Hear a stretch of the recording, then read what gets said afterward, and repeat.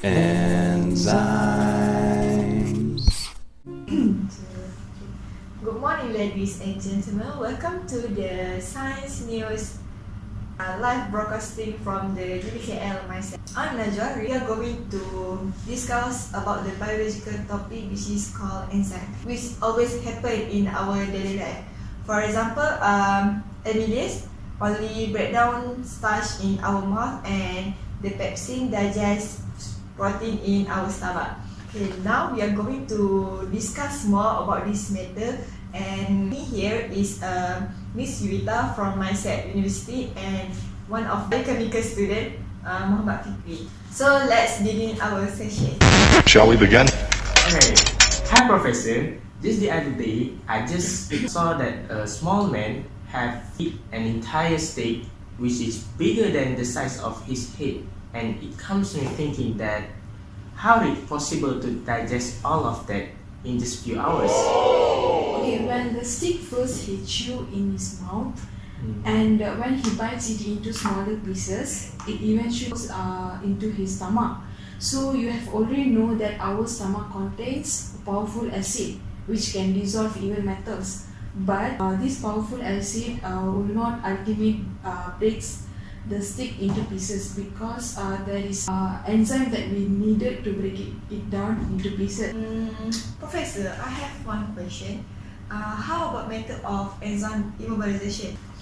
Okay, let me explain. There are 5 different methods of enzyme immobilization, which are adsorption, covalent bonding, copolymerization, entrapment, and Encapsulation. yes. So now I want to highlight adsorption process, because this process is the simplest and oldest process. So under this adsorption process, there are several bonds involved. So first is ionic interaction, hydrogen bonds, and van der Waals forces. So now I like to ask a question for Fikri. So could you please explain a little bit about the covalent bond? I'm not sure, but I try my best. So from my understanding, so as I know, the covalent bonding is the interaction in between the chemical groups of enzyme or the chemical groups of the support or carrier. So mostly of the covalent bond is come from the hydroxyl and the amino acid groups. So we have the proofs of this covalent bonding methods which provide the strong linkage of the enzyme, and yet there are some cons from this method, so which is the chemical modification of the enzyme will lead to the lost functional group of the formation enzyme itself. Okay, thank you. So Professor, I think I know this one type of enzyme immobilization method, which is entrapment. I think this method enzymes are physically entrapped in a porous matrix. The pore size also can be adjusted with the concentration of the polymer used. Usually this method of entrapment which are involved in the inclusion of gel. However, disadvantages of this method is there are possibility of leakage of enzyme and chances of microbial contamination. Wow, that's good. Since we know all about these methods, now I'm going to talk about the cross-linking process, which is known as copolymerization. As I mentioned before, this is one of the method of enzyme immobilization. So in this case, enzymes are directly linked by covalent bonds between various groups of enzyme by functional reagents. So unlike other methods, there is no matrix or support involved this method. However, it widely used in commercial preparations and industrial applications.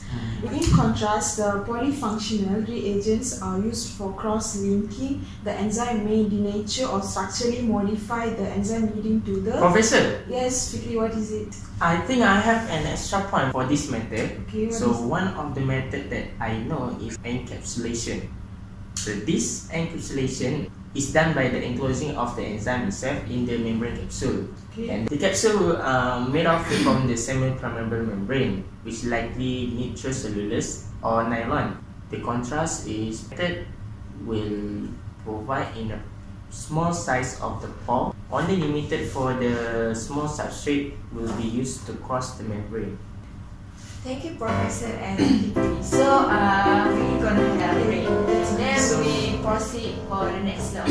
Okay, thank you. Hello, ladies and gentlemen. Welcome back to the second session for the discussion of the enzyme. We will discuss more about the application of enzyme immobilization in industry and also how about the future immobilization for the next generation. I also know major application of using enzyme immobilization, which is in pharmaceutical industry. So, according to Alvaro et al. 1990, he said more than 50% of 6-APA is enzymatically produced using immobilized route, which is core of penicillin antibiotic. I would like to ask Fikri, what do you think about this enzyme immobilization using in pharmaceutical industry? My research, one of the example of the production in the pharmaceutical, which is the production of the 7-aminodeoxytosine cephalosporinuric acid, which is we call it 7-ACDA. 7-ACDA is the intermediate of the production of the cephalosporin. Okay, and then the conversion of the 7-ATCA itself will convert to the cephalhexane, which is immobilized by the penicillin of G-anilase, which is called IMPGA. So this IMPGA, 85% can attain the conversion of the 7-ACDA to the cephalhexane. According to the Malacca in 1994, which is, it tells us that IMPGA can be reused 10 cycle production of the cefazolin. So this cefazolin is immobilized by the cefazolin synthesis, which is come from the E. coli as a biochemical catalyst. From this production, it will lead the design of the technological process production of the cefazolin itself. So, Fikri, are you trying to say that cefazolin synthetase is the one of the enzyme that we use? Yes. So, Professor Yuweta, do you have any idea or you want to tell us more? Okay, yes, I do. There is other applications that are using in industry, which is washing powder incorporating bacterial proteases. So it is a commercial importance one because fears about the effect of an enzyme just on the respiratory system. But this problem was overcome by contaminant in granulars which rupture only in the contact with water. The enzymes comes from Bacillus subtilis mutans, are very stable to alkali and also at a high temperatures about 65 degrees Celsius. So they also will attack blood and other protein stains. Okay, and then I will now proceed to the future immobilization. In my opinion, the future immobilization can be changed into the bioimmobilization, which will be the development of a new method. We combine the advantages of carrier-free and carrier-bound methods. In other words, the new method of immobilization should be high enzyme loading. However, there is no currently available method for this criteria. Ms. Yuweta, I want to ask you, do you have any opinion about this future enzyme immobilization?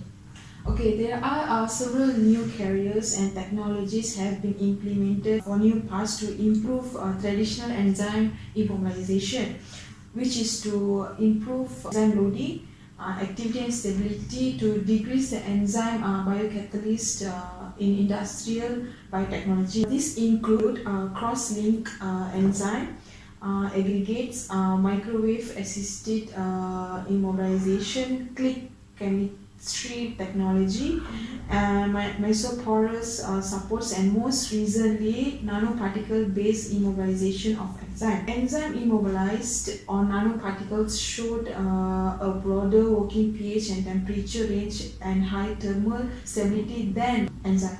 I want to compare with the conventional of the immobilization method, which is nanoparticle. So this nanoparticle is based on three important features, which is the first one is the nanoenzyme particles are easily to synthesize in the high solid content without using any of the surfactants and toxic reagents. The second one is it comes in a homogeneous and well-defined a thick enzyme shell. So the third one is particle size itself. comes in tailor within the utility limits. With the growing addition paid to cascade the enzyme maturation and in vitro synthetic biology, so the possibility of the nanoparticles to achieve the co-immobilization of the multi-enzyme will be further in our immobilization industry. I think that's all for today, as we already discussed what is enzyme and what is the application of enzyme and what is the future enzyme immobilization. So I think that's all for today. Thank you to Miss Yuweta and Miss Fikri for coming, and I hope people will get more knowledge about what we have discussed today. Thank you. Thank you. Bye. Return to the Mac. Get up what it is, what it does, what it is, what it isn't. Looking for a better way to get up out of bed instead of getting on the internet and checking a new hit. Me get up. First shot, come strut walking. A little bit of humble, a little bit of cautious. Somewhere between like Rocky and Cosby.